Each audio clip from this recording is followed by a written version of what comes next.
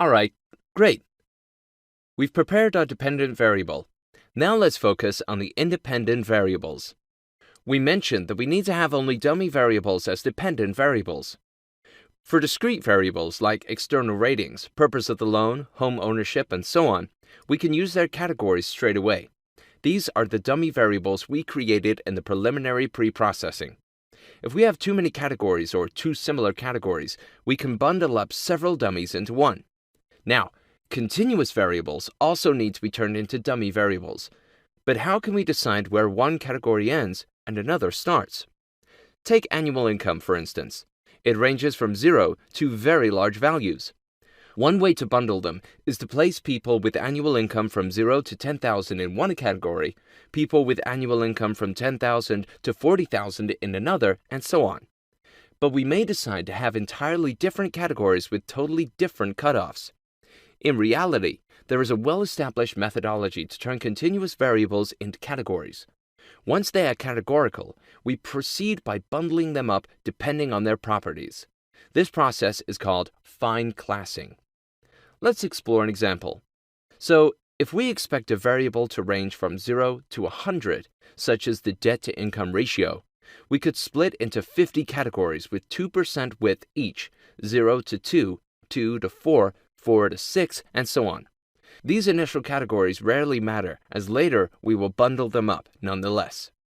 Alright, so conceptually, through fine classing, both discrete and continuous variables can be represented with categories. Question is how to actually run these arbitrary categories into good, usable dummies. Since we will be dealing with categories in both cases, the approach will be the same. We start by getting some rough initial assessments of the ability of each category to predict the dependent variable. There are many ways to examine how the rates of good and bad loans vary across the categories. However, the established metric that is conventionally used is weight of evidence. Broadly speaking, weight of evidence shows to what extent an independent variable would predict a dependent variable.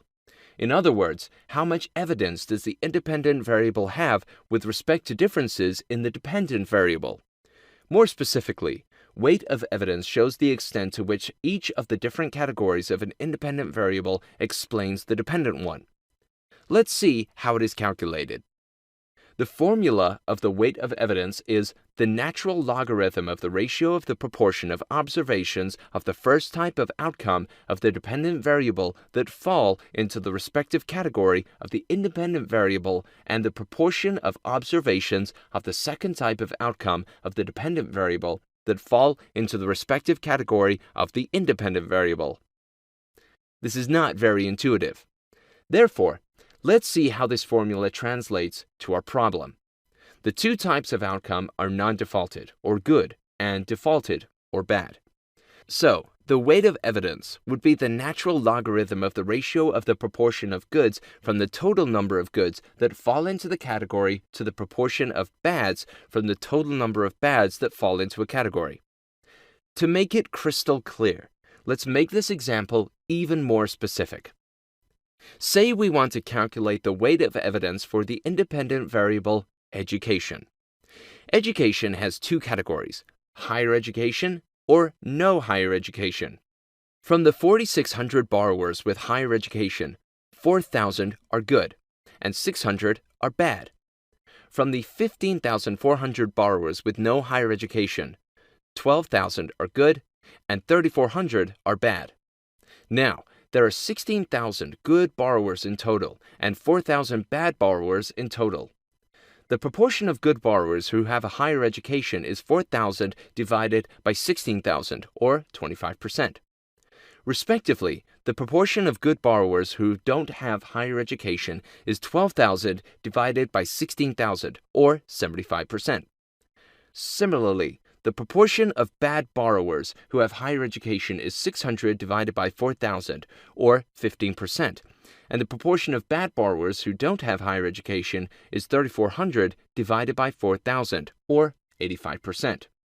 So, weight of evidence for having higher education with respect to being a good or a bad borrower is the natural logarithm of the proportion of good borrowers who have higher education to the proportion of bad borrowers who have higher education.